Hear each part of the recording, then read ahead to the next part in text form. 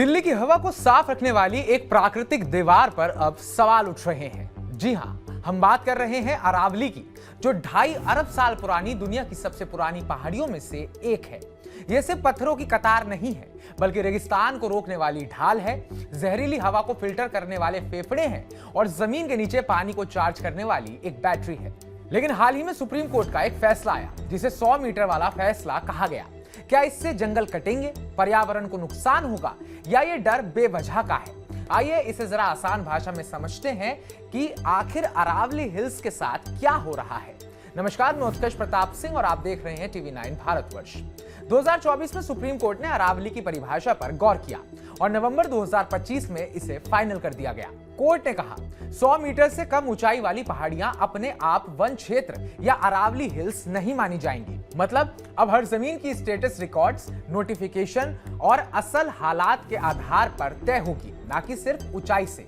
पहले कुछ राज्य जैसे हरियाणा, राजस्थान पूरी अरावली को जंगल जैसा मानकर प्रोटेक्ट करते थे, लेकिन अब ये बदल सकता है। इसमें कोर्ट का क्या मकसद है? कोर्ट का मकसद ये है कि माइनिंग और डेवलपमेंट को रेगुलेट करना, लेकिन सस्टेनेबल तरीके से। उन्होंने सरकार से एक मैनेजमेंट प्लान भी मांगा है, ताकि माइनिंग बिना नुकसान के हो सके। लेकिन जरा रुकिए, क्या यह फैसला जंगल काटने की छूट देता है? तो उसका एक सरल सा जवाब फिलहाल के लिए है बिल्कुल नहीं। अगर कोई इलाका पहले से फॉरेस्ट एक्ट या एनवायरमेंट लॉ के तहत प्रोटेक्टेड है, तो वो वैसा ही रहेगा।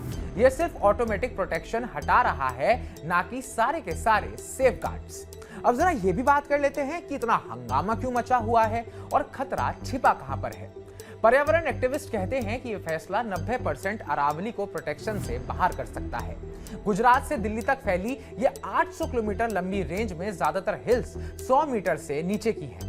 अगर राज्य सरकारें इन्हें राजस्व भूमि या नॉन फॉरेस्ट घोषित कर दें, तो माइनिंग, कंस्ट्रक्शन और खनन बढ़ सकता है। अब आप जरा सोचिए, दिल्ली एनसीआर की हवा पहले से ही जहरीली है। अगर अरावली की धूल और ज्यादा उड़ेगी, तो PM 2.5 लेवल आसमान छू लेगा।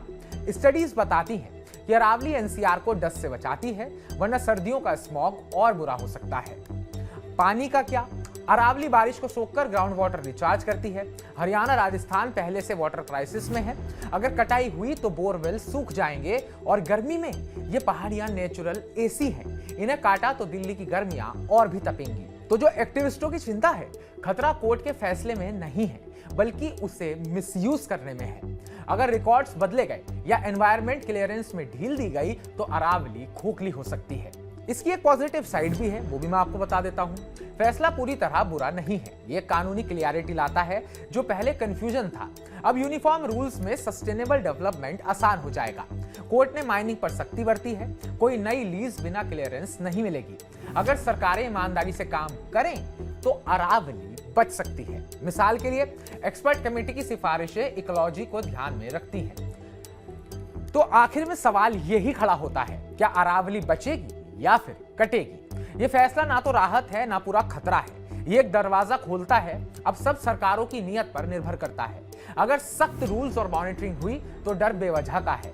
लेकिन अगर विकास के नाम पर लूट मची, तो दिल्ली की सांसें फूलेंगी। अब आप इसको लेकर क्या सोचते हैं? क्या अरावली को बचाने के लिए हमें और आवाज उठानी चाहिए, या ये सोचने का वक्त है क्योंकि ये पहाड़ियां हमारी जिंदगी की ढाल है? तो कमेंट बॉक्स में कमेंट कर हमें जरूर बताइएगा कि अरावली पर जो ये फैसला आया है 100 मीटर वाला, ये किस हद तक सही है, या फिर इसमें किसी करेक्शन की गुंजाइश है। बाकी ताजा अपडेट्स पाने के लिए टीवी 9 भारतवर्ष को सब्सक्राइब कीजिएगा।